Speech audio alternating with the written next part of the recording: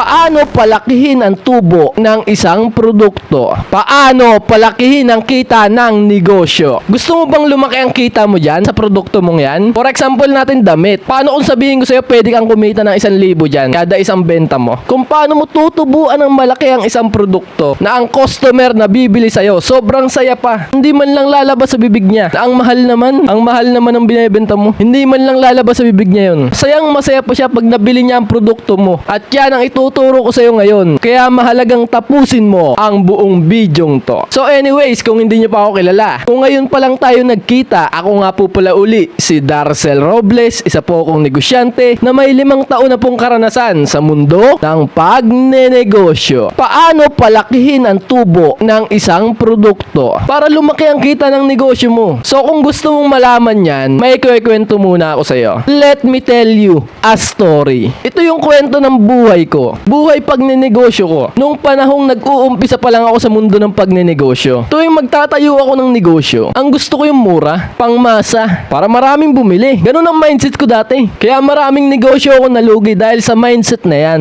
Na mura ang produkto mo, mura ang paninda mo. So yun na nga, nung ginagawa ko na yan, lagi akong dumarating sa punto na sobrang tumal. Talagang walang benta. Iniisip ko bakit ganun. Kamura na ng produkto ko. Pero halos piliting ko na ang mga customer. Bumili lang sa aking negosyo. Gaano kasaklap yun? Para ka na nagmamakaawa sa customer. Partida, sobrang mura na nun. Napakaliit na ng tubo ko dun. Sa bawat benta ko dun. Pero wala pa rin bumibili. At ang nangyari sa negosyo ko, nalugi yun. Tinapatan ako ng isang negosyo na mas minurahan pa. Pinrice war ako. Nagpababaan kami ng presyo. At ang nangyari, dumating ako sa puntong zero na ako lagi. Zero na ako sa benta. Wala nang bumibili. Talo na ako sa expenses ng negosyo ko. Araw-araw negative. Kaya wala na akong ibang inisip kundi isarado na ang negosyong yun. Give up na, suko na. Pero negosyo ko lang ang nag-give up. Ako, negosyante pa rin ako. Kaya ang ginawa ko noon, nagtayo uli ako ng bagong negosyo. Doon ko na ginawa yung mga bagong pamamaraan. Bagong technique. Pinag-aralan ko na ang marketing. Pinag-aralan ko na ang branding. Pinag-aralan ko na yung branding na yan. Kasi napapansin ko, yung mga Rolex,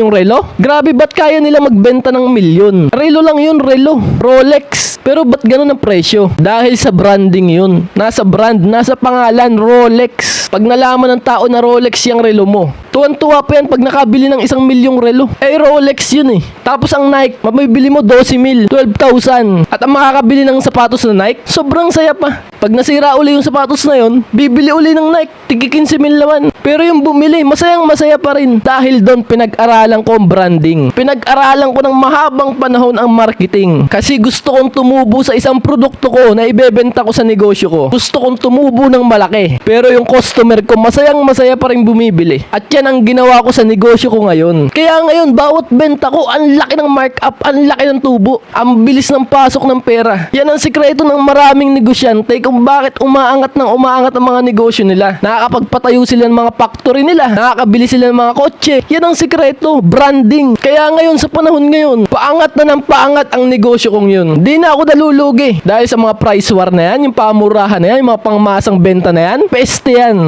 Peste ang mindset na yan. Galingan mo sa branding para tumaas ang presyo ng negosyo mo. Seryosohin mo ang branding. Kailangan yung negosyo mo. For example natin, damitan. Pag sinabing damit ng mga tao, ikaw ang maaalala nila. Negosyo mo ang maaalala nila. Yun ang branding. Yung sinasabi ng pinapauso ng mga incheck na kahit piso ang tubo, basta marami, okay lang. Mali yun. Hindi uubra. Hindi tatagal ang negosyo mo kapag ginagawa mo yun. Lakihan mo ang tubo. Galingan mo sa branding. Lakihan mo ang tubo. Mas yayaman ng mabilis ang negosyo mo. Mapansin mo ba mga Toyota? Yung mga nilalabas nilang sasakyan? Yung mga nilalabas nilang kotse? Mga Toyota. Pinanggit yun dati. Sinabi nila na sobrang liit lang ng puhunan nila sa isang kotse. Pero kung ibenta nila milyon-milyon, napakalaki ng tubo. Dahil yun sa branding. Toyota yun eh. Kaya ngayon, gagamit ka ng technique na seryosohin mo ang branding techniques. Ito yung technique na araw-araw ka, wala kang ibang iisipin sa negosyo mo kundi branding. Isipin mo kung paano mo titiranin yan. Kung paano mo aakitin ang customer mo. Kung paano mo ibabaon sa utak, sa isipan, sa puso ng mga target customer mo ang branding ng negosyo mo. Ang logo ng negosyo mo. Isipin mo palagi yan. By the years, kusa ka ng gagaling dyan. Mapipigure out mo na mapipigure out ang branding. At sinisigurado ko sa'yo, negosyo. Tapos ang paghihirap mo sa pagnenegosyo. Kaya ngayon, ang gawin mo, simula bukas, pag-aralan mo ng matindi ang branding. Ano ang branding? Ano ang marketing? Kung gusto mong hindi na mahirapan, mag-comment ka dyan sa baba na magpapaturo ka. Isang buwan tayong mag-uusap. Isang buwan tayong magtuturuan. Minaster ko ang marketing. Minaster ko ang branding. At gusto kong ituro yan sa'yo. Malalaman ko lang kung interesado ka kung magko-comment ka dyan sa baba. I-comment mo dyan sa baba na magpapaturo ka ng branding. At ako nang bahala mag-message sa'yo. So ang tanong, bakit ko ginagawa to? Bakit ko binabahagi ng libre sa'yo to? Itong mga sekretong to. Alam mo kung anong dahilan? Kasi naniniwala ako, lahat ng negosyo kayang yumaman. Kahit wala kang puhunan, galing sa zerong negosyo, kaya mong iangat hanggang million worth company na yan. At yan ang pinaniniwalaan ko, lahat ng negosyo kayang yumaman. Katulad ng mga Jollibee, yung logo ng Jollibee yun. Kung ibebenta yun ng may-ari, magkano kaya ang halaga ng logong yun? Ikaw na ang bahala.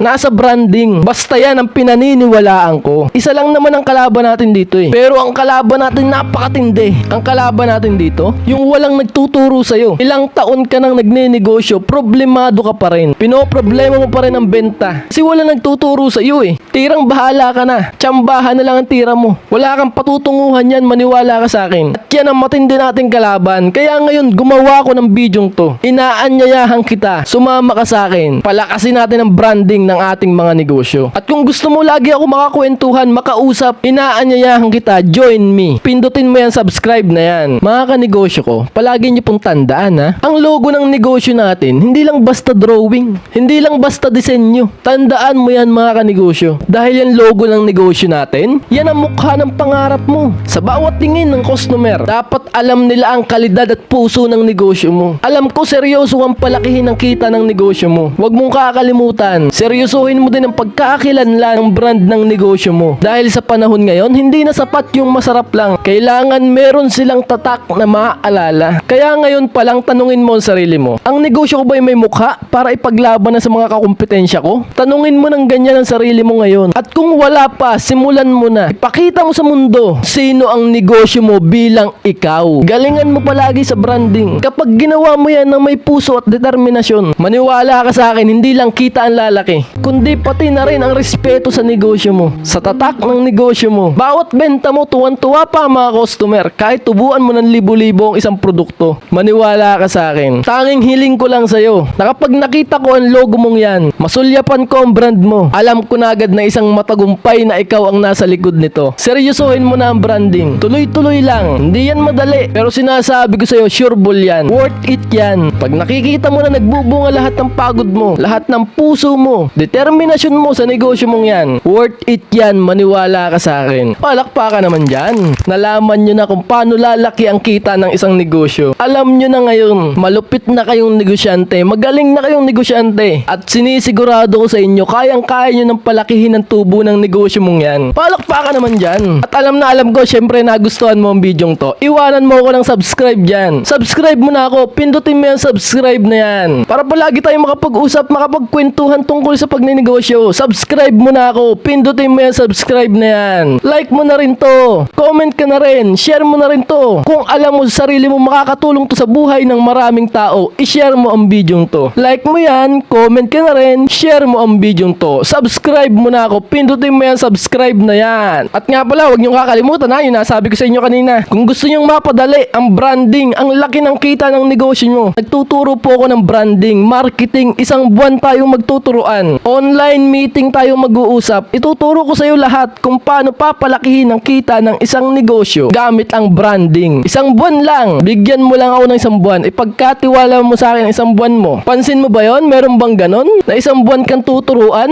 Araw-araw magtuturo sa iyo tungkol sa marketing at branding. Yung iba mga isang araw lang. Mga supot ang mga yun. Ako isang buwan. 1-month program. Babaguhin ko talaga ang pag-iisip mo. Babaguhin ko ang pag-uutak mo tungkol sa marketing. At gusto kong ituro yan sa iyo. Kung interesado ko po dyan, mag-comment ka po dyan sa baba na magpapaturo po ako ng marketing at branding. At ako nang bahala mag-message sa iyo. At muli po, maraming salamat po sa ating magandang usapan ngayong gabing ito. Papaalam na po muna ako. Maraming salamat po. Ako po muli, si Darcel Robles, na mag-iiwan po sa inyo po ng katagang ang tamad. Wag na wag mong papakainin. Ciao, bye!